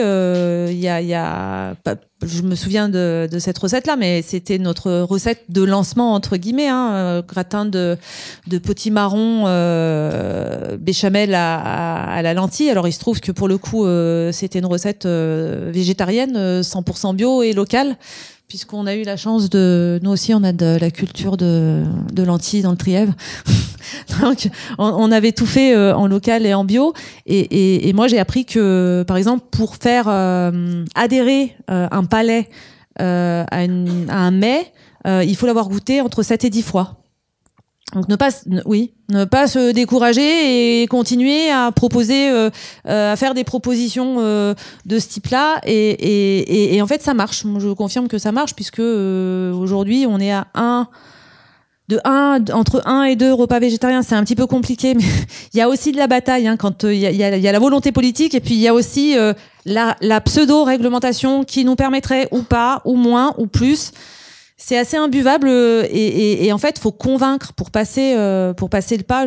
Faut convaincre ces techniciens. Faut qu'ils acceptent le timing. Faut qu'ils acceptent d'être bousculés dans leur pratique, et qu'ils adhèrent surtout au projet. C'est pas évident en fait, parce que notamment là aujourd'hui, si on va les voir, ils sont super fiers de ce qu'ils proposent, de comment ils le proposent, et ils sont aussi en contact avec les enfants qui rendent compte en direct de la qualité de l'assiette. Après, la question de... J'ai pas mes lunettes, mais... Grégory, en tout cas, vous avez compris, c'est 7 fois pour votre fils. Ouais. Faut y aller, là. 7 fois. Pour nous, passer à ce type de repas, ça a été un sacré levier aussi pour aller plus loin dans le sourcing qu'on avait de notre viande. On a décidé, nous, de pas opposer un régime à un autre, mais d'intégrer les repas végétariens. On parle d'éducation au goût, mais peut-être plus justement de formation tout court, puisque les enfants qu'on nourrit aujourd'hui seront des futurs clients du Crous, je l'espère. Et que du coup ils auront eu cette approche, et j'ose espérer que les choses seront plus simples. Et alors je m'excuse, mais alors là voilà.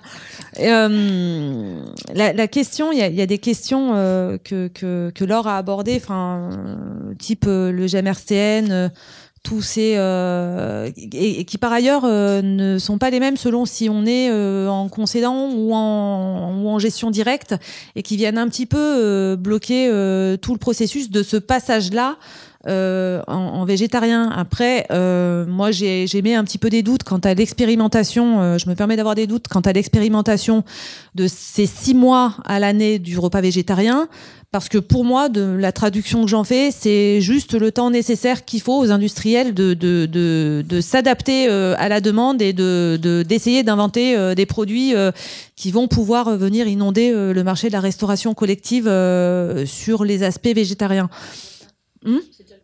Oui, mais du coup, voilà. Enfin, pour moi, c'est. C'est sur 2 ans, par contre. Oui, ah oui, bah tu vois, moi j'avais 6 et 1 an, mais bon, c'est voilà, c'est encore pire. Ils ont besoin de plus de temps que nous. Enfin, on met moins de temps à former ces agents que d'attendre les nouvelles recettes magiques de l'agro-industrie. Voilà, je pense que j'ai dit l'essentiel. Après, oui. Alors le levier pour nous, il a été de sourcer nos viandes. Et qui nous a permis du coup de travailler directement avec les abattoirs du territoire. Et du coup, nos viandes sont 100% bio ou labellisées, label rouge dans le pire des cas. Mais et ça permet aux enfants d'avoir des produits de qualité dans leurs assiettes, qu'ils soient végétariens ou non. Voilà. Après, il y avait une question. Enfin, je l'aborde parce que pour moi, ça me semble important, mais c'était un vrai levier. Et puis après, nous à Grenoble, on a mis en place une tarification solidaire et pour la restauration collective, et le premier prix selon les quotients familiaux s'élève à 78 centimes. Et on est super fiers aussi de l'aborder en ce sens, parce que du coup, on vient aussi militer pour une alimentation saine, sûre, durable pour tous et toutes. Merci.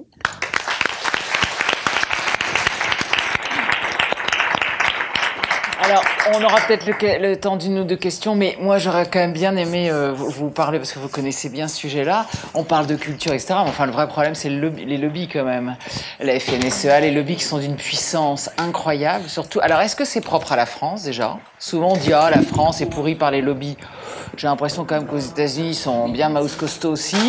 Et comment est-ce qu'on peut faire? Est-ce qu'il faut créer un immense lobby des amis des animaux? Comment on peut faire pour lutter contre ces gens qui semblent tellement puissants qu'on peut rien faire?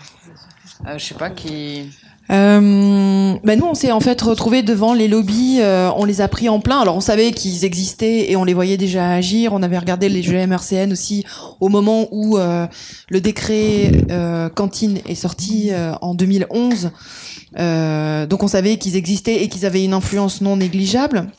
Et là où on a vu vraiment leur action s'étaler en pleine lumière, c'était pendant la loi alimentation, où aucune mesure qui pouvait un tant soit peu rendre le sort des animaux moins pire, il y a rien qui est passé. Tout a été rejeté, et là où on l'a vu le plus s'exprimer, c'était sur cet amendement qui interdisait à terme 2022, 2025, 2028. Il y avait plusieurs propositions sur l'interdiction des cages pour les poules pondeuses. Et il y a eu un amendement qui a été proposé par une députée qui s'est présentée en disant « J'ai rédigé cet amendement avec la filière ». Ah bon? Et donc ils proposaient simplement, donc ils ont rejeté tout ce qui était interdiction, ça a été rejeté, et elle venait avec un amendement en disant moi j'en ai un que je peux vous proposer, et là la filière elle est d'accord, on va interdire les nouvelles constructions. Donc ça changeait rien par rapport à l'existant, puisqu'il n'y avait pas de nouvelles constructions depuis des années, donc ça actait simplement l'existant. Donc évidemment la filière était bien d'accord avec ça, pas de problème pour celui-là. Et ben pourtant, interruption de séance, tout le monde qui s'agite en disant « Oh, monsieur le ministre, vous êtes sûr? Est-ce que la filière est d'accord? Est-ce que vous êtes bien certain ?» Et donc, après avoir été rassurés, ils ont tous voté comme un seul homme. Je dis un seul homme, parce qu'il n'y a vraiment pas beaucoup de femmes à l'Assemblée. Ils ont tous voté cet amendement. Et le ministre a tweeté, merci Twitter, avec le CNPO, qui est le syndicat, l'interprofession des producteurs d'œufs. Nous avons voter cet amendement qui interdit les nouvelles... Donc même dans son tweet, il mentionnait l'influence très forte du lobby des producteurs d'œufs. Il a retiré son tweet très rapidement après, mais voilà, on l'avait mis dans un communiqué de presse déjà pour pouvoir rendre public. Ben voilà, et donc ça c'est une des influences. Et du coup, alors il y a l'amendement Cazbonne qui est passé par cette même loi et qui est passé à une voix près, juste contre toute attente, puisqu'effectivement il y avait l'avis défavorable du ministre de l'Agriculture et du rapporteur de la loi. Et du coup c'est pour ça qu'en fait on a édité ce livre au mois de septembre, quand la faim ne justifie plus les moyens, en finir avec l'élevage intensif, parce qu'en fait on est majoritairement tous contre l'élevage intensif. Qu'on ait une visée abolitionniste, c'est-à-dire vraiment reconnaître les animaux comme n'étant pas des ressources alimentaires, mais comme des cohabitants de notre planète, ou qu'on soit fan de l'élevage paysan, on est tous d'accord que l'élevage intensif doit disparaître. Et on est 88% quand on fait des sondages, voilà, ça peut varier de quelques pourcents, mais on est vraiment majoritaire à s'y opposer. Et du coup, l'idée de ce lobbying citoyen, on a fait un appel contre l'élevage intensif que chacun peut rejoindre, signé par plus de 200 personnalités et ONG, par plus de, on doit être à peu près à 100 000 personnes aujourd'hui qui ont déjà signé cet appel et qu'on compte bien faire monter. Et puis on va aller maintenant vers les députés pour leur proposer une loi qui justement reprend les étapes de moratoire, de plan de sortie de l'élevage intensif, de plan de végétalisation ambitieux, pour que enfin, puisque si on veut se passer de l'élevage intensif, il va falloir nécessairement réduire fortement notre consommation de viande. On n'a pas parlé de toutes les études, mais sur certaines études, la recommandation pour espérer arriver, alors là c'est même pas les questions d'éthique, c'est les questions d'environnement sur le climat, pour espérer qu'on soit en dessous des 1,5 de réchauffement, c'est de réduire de 90% notre consommation de viande et de 60% la consommation de lait et autres produits laitiers. Voilà, et ça ne parle pas évidemment des animaux aquatiques, mais là aussi il y a un fort enjeu par rapport à tout ça.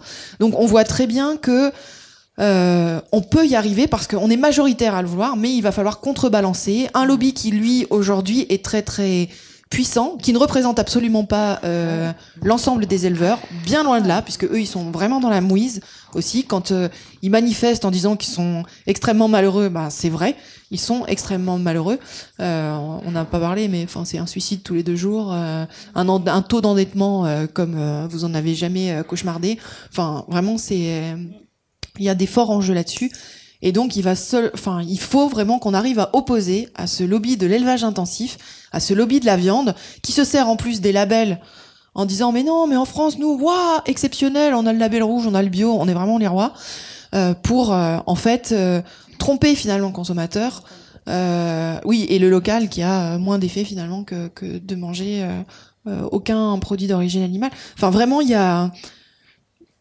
on peut y arriver, mais il va falloir se serrer les coudes, en fait, pour pouvoir y arriver ensemble. Et c'est le sens de l'appel de L214, de dire, oui, on a des visions du futur qui peuvent être différentes, une conception des relations avec les animaux qui peuvent être différentes d'avec tout un tas d'autres personnes. Mais en se mettant ensemble, peut-être on réussira à faire bouger notre monde agricole et intensif. Je sais pas, est-ce que vous voulez rajouter... Une minute sur comment on lutte contre ces lobbies, du coup, au-delà de l'appel à l'élevage, contre l'élevage intensif. C'est ça le nœud du problème. Comment on fait, c'est une vraie question. Ils ont une telle puissance financière que c'est vraiment compliqué. Par contre, aujourd'hui, il existe par exemple une initiative parlementaire pour demander plus de transparence. Au niveau de l'Union européenne, par exemple, les parlementaires ont l'obligation d'afficher leur agenda public, et donc on sait qui ils rencontrent quand. Et donc ça devrait être également imposé en France, pour au niveau national, et c'est toujours pas fait. Il y a eu le projet de loi Sapin 1 et Sapin 2 qui ont été sur la table, mais suite à du lobbying, la portée de ce projet de loi a été largement réduite. Mais ce qu'il faudrait, c'est remettre sur la table ce projet de loi et demander plus de transparence, donc au niveau du travail parlementaire, demander, là, dans l'initiative parlementaire, ils demandent notamment à ce que ce soit très clair de qui a proposé quoi. C'est-à-dire que si Greenpeace propose un amendement, que ce soit dit et écrit. Si la FNSEA propose un amendement, que ce soit dit et écrit. Et du coup, ça permettrait de voir les copier-coller. C'est comme quand Monsanto, quand l'EFSA, donc l'autorité européenne sanitaire, a fait des copier-coller des documents de Monsanto, le jour où ça s'est su, ça a posé problème. Si ça savait, c'est toujours transparent. On verrait tout de suite qui a influencé qui et comment. Donc il y a cette question de la transparence sur ça, et après il y a la question de la transparence, j'y reviens, mais sur l'étiquetage, parce que si les consommateurs avaient accès déjà à qui fait quoi, de quelle façon c'est produit, ça aurait un très fort impact, et on le voit avec l'évolution du bio, et avec le code qu'il y a sur les œufs, qui fait qu'aujourd'hui il y a une bonne partie des gens qui n'achètent plus. Je parle sous votre, mais il y a la majorité des gens n'achètent plus de catégorie 3 des œufs en batterie. Il y en a encore énormément dans les produits transformés où on les voit pas les œufs, mais sur l'achat individuel, ça a un impact. Donc c'est pour ça qu'on veut militer notamment sur ça. Voilà. Ouais, si j'ai un mot sur le lobby de la pêche aussi en France qui est extrêmement puissant et complètement décomplexé, puisque on a par exemple quelqu'un qui s'appelle Pierre-Georges d'Archicourt qui est président du comité des pêches et qui a fondé le collectif Antifuck dans le nord de la France, qui raconte dans une interview dans les médias qu'au moment des négociations de quotas à Bruxelles, il est dans une pièce à côté du ministre de la pêche et qui lui envoie par texto ses recommandations, ses directives. Donc en fait, c'est pas le ministre en fait qui décide, c'est vraiment c'est les comités des pêches. Et là où on voit aussi que le lobby est très fort, c'est qu'on n'arrive pas à obtenir des un peu comme dans les abattoirs. Ce qu'on veut nous, c'est avoir des caméras sur les bateaux, embarquer sur les bateaux pour voir ce qui sort de la mer, quoi. Et notamment pour mieux quantifier les captures de dauphins et toutes ces captures qui sont absolument pas déclarées. Ils sont censés les déclarer, mais en fait il y a aucun contrôle. Et donc en fait c'est comme si on demandait aux automobilistes quand ils font un excès de vitesse ou qu'ils conduisent complètement bourrés d'aller à la gendarmerie et de dire bon ben voilà, c'est exactement ça, c'est comme ça que ça se passe avec les pêcheurs. Et aujourd'hui les pêcheurs nous disent que non, ils veulent pas de caméras sur les ponts de leur navire parce que c'est une violation de leur vie privée. Voilà, et ça passe. Et par exemple sur les captures de dauphins, où on sait que là, les dernières estimations, c'est quand même entre 6 et 8 000 dauphins qui sont tués chaque année sur la façade atlantique française. C'est quelque chose qui a lieu depuis 3 décennies, et il y a eu une omerta complète du gouvernement là-dessus qui couvre les pêcheurs sur le sujet. Et en plus de ça, il y a le problème aussi effectivement de l'étiquetage, de la traçabilité. C'est 60 millions de consommateurs qui a sorti une étude en fin d'année dernière. 89% des poissons qui sont vendus aujourd'hui en France, que ce soit dans les petites poissonneries ou dans les supermarchés, sont issus de pêche non durable. Et je vous passe aussi l'escroquerie des pseudo-labels qui vous garantissent que vous mangez du poisson éthique et durable. Idem pour les requins. Hein. Les pêcheurs français font un massacre là. La France est le deuxième pays qui tue le plus de requins en Europe après l'Espagne. Tout en disant non, c'est pas nous, c'est là-bas dans les pays lointains. Juste pour revenir, en fait, les lobbies, on les, au niveau politique, on a vraiment du mal à y arriver. Par contre, quand on s'adresse aux entreprises, du coup, là, on arrive à avoir des changements. Sur les limites de l'étiquetage, les personnes volontaires, effectivement, vont faire attention dans leurs actes d'achat. Sauf que dans les rayons, c'est toujours proposé, par exemple, des œufs de poule élevés en cage de batterie. Et c'est là où on peut intervenir avec L214 et d'autres ONG. On a convaincu maintenant plus de 150 entreprises, que ce soit des supermarchés, que ce soit de l'hôtellerie-restauration, des fabricants et même des producteurs, à renoncer aux œufs de poule élevés en cage de batterie. Et donc, on peut faire reculer comme ça ce qu'on n'obtient pas par la loi, on va l'obtenir parce que, au niveau des supermarchés, des fabricants et tout ça, eux, si on rend public que eux ne s'engagent pas à essayer d'amenuiser les souffrances des animaux, là, ça passe pas, quoi. Est-ce que oui, une question. Ah. Je ne sais pas lesquelles on peut encore là plus tard. Alors, c'était simplement. Est-ce qu'on va passer au film tout de suite après, c'est ça? Non, on mange d'abord. On mange. Il vous reste 10 minutes, pardon, et ensuite on fera une coupure. Une heure, 3 quarts d'heure. Donc, juste deux indications, si on peut peut-être rester en contact. Comme en Belgique, on a commencé déjà ces réflexions et la mise en place d'un jeu de visite depuis très très longtemps. Il y a vraiment une ASBL qui était notre partenaire quand on l'a lancé à Bruxelles, qui s'appelle EVA. Et aussi bien dans la relation avec le politique que dans la formation des cuisiniers, parce qu'il y a vraiment un partenariat très fort qui se fait.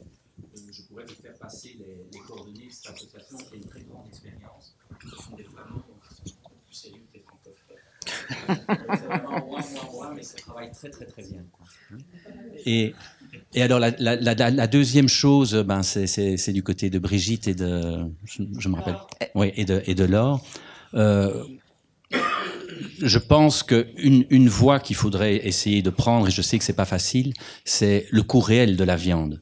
Alors, les subventions, c'est évidemment le domaine des lobbies, et là, c'est très difficile.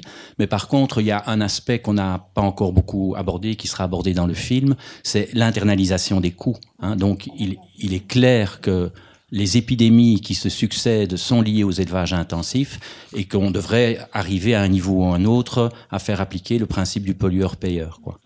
Par contre, il y a une chose pour laquelle je vous mettrai peut-être une petite mise en garde, c'est pour la question des antibiorésistances. Bon, il est clair qu'aux États-Unis, 90% des antibiotiques sont dans les farines animales. Et là, c'est un gros problème. Mais en Europe, c'est interdit depuis longtemps. Donc, alors, j'ai pas dit qu'ils le font pas, Brigitte. Oui. Je dis pas qu'ils le font pas, mais c'est interdit par la loi normalement. Ah oui, je crois, j'ai jamais entendu. Alors, ça, ce qui est interdit, c'est les antibiotiques pour la croissance, pour favoriser la croissance des animaux. Sauf que, par exemple, sur la consommation, sur l'alimentation des poulets, il y a 2 antibiotiques qui sont présents dans l'alimentation. Donc, c'est pas donné en plus à côté. C'est interdit, sauf que c'est contre les coccidioses.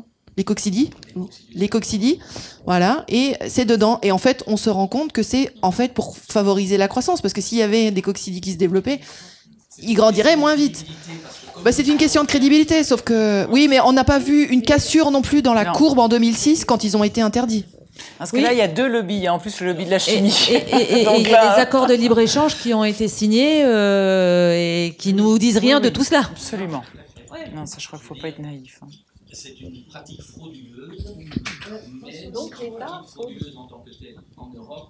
C'est la différence entre les plantes qu'on importe et les... Non, parce que en fait, l'astuce, ça a été de dire, ces 2 antibiotiques-là, on les classe plus dans les antibiotiques, on les classe dans autre chose, alors que ce sont des antibiotiques. Donc voilà, on contourne comme toujours. On contourne comme toujours. On est français, hein. Il y a eu d'autres questions ? En fait, c'était juste pour savoir si... Parce on vous entend pas du tout.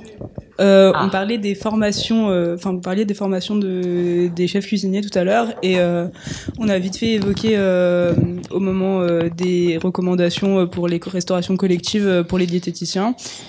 Et en fait, j'ai vraiment l'impression qu'au niveau des formations de professionnels, que ce soit du milieu médical, parce que finalement...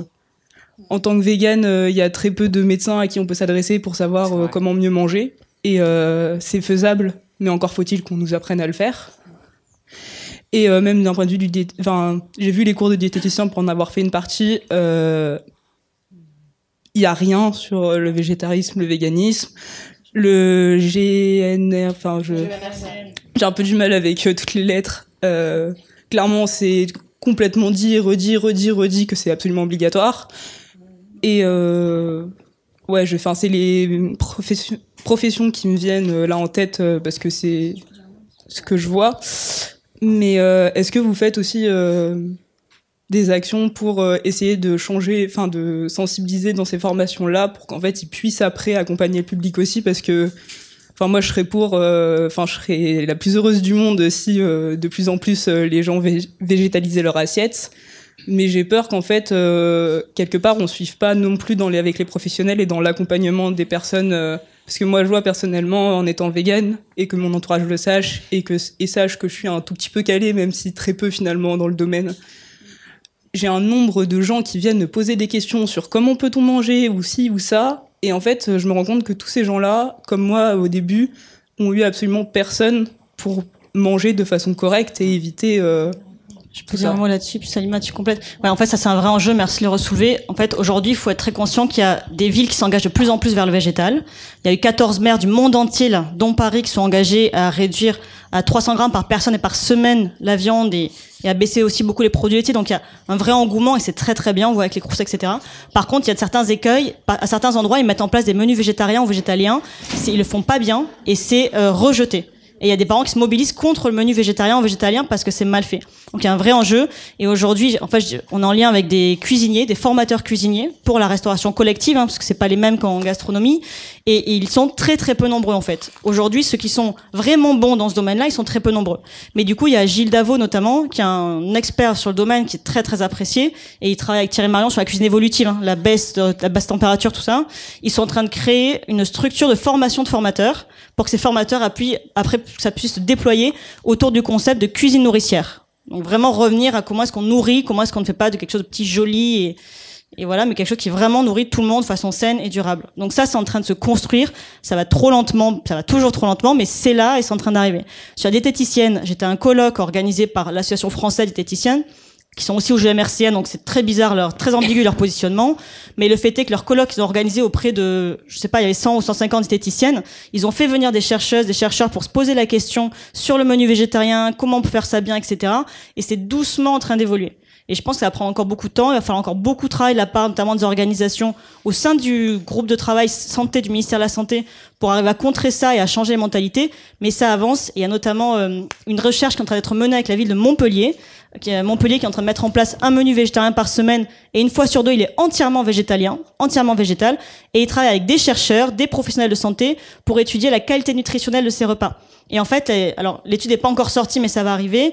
Ils sont en train de montrer que finalement les menus végétaliens sont encore plus riches nutritionnellement que les menus carnés. D'une part, c'est très important, mais ils sont aussi en train de montrer que les plats maison, les plats faits maison, ils sont plus appréciés des enfants. Clairement, il y a beaucoup moins de gaspillage alimentaire. Par contre, ils sont moins bons sur le plan nutritionnel. Parce qu'il y a encore cette peur du menu végétal. Donc, on met beaucoup d'œufs et surtout beaucoup de fromage. Et dès qu'on met du fromage, on explose les recommandations en termes de santé et on explose les questions environnementales aussi. Et les industriels arrivent avec des plats végétaliens qui finalement sont plus sains. Et il n'y a pas forcément plus d'additifs. Par contre, c'est moins bon, c'est du préparé à l'avance et il y a plus de gaspillage. Donc, ils sont en train de faire ce travail pour améliorer les recettes faites maison, pour monter en gamme sur le végétalien et ça aura tout le bénéfice de la saveur et de l'impact environnemental et sanitaire. Donc c'est en train d'avancer doucement, mais c'est en train d'avancer. Juste pour ajouter que il y a un réseau parallèle de diététiciennes en révolte qui n'adhère absolument pas au GMRCN et qui essaie. Quel est ce réseau? C'est, je te dirai, mais je te vais te dire.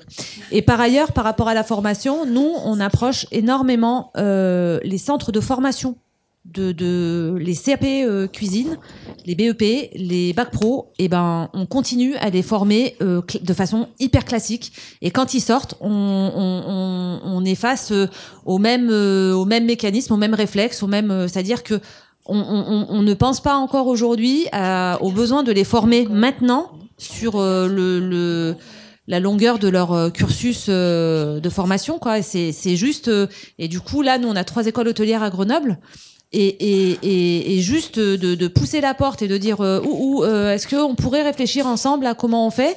Et ben la porte elle est à peine entrouverte, mais du coup ça prend énormément de temps, quoi. C'est vraiment pas la cuisine. Encore aujourd'hui, elle est vraiment pas dans l'idée d'une autre proposition que celle qu'on est capable de nous proposer aujourd'hui. Ouais, moi je voudrais juste dire un truc, c'est qu'il faut vraiment une dernière très rapidement. C'est juste qu'il faut peut-être pas qu'on pense que entre Français, parce qu'en fait on est très en retard sur cette question-là en France et dans les pays anglo-saxons ils sont beaucoup plus avancés. Donc on rattrape doucement ce retard-là, mais je pense qu'on aurait tout intérêt à s'inspirer de ce qu'ils font, à travailler avec eux. Eux ils ont développé énormément d'alternatives, ils ont 20 ans d'avance sur nous et donc en Allemagne, en Hollande, en Angleterre, aux États-Unis, vous avez des rayons végétaliens entiers dans les supermarchés. Vous avez pléthore de choix et donc je pense que ça peut être intéressant d'en profiter. Si je peux...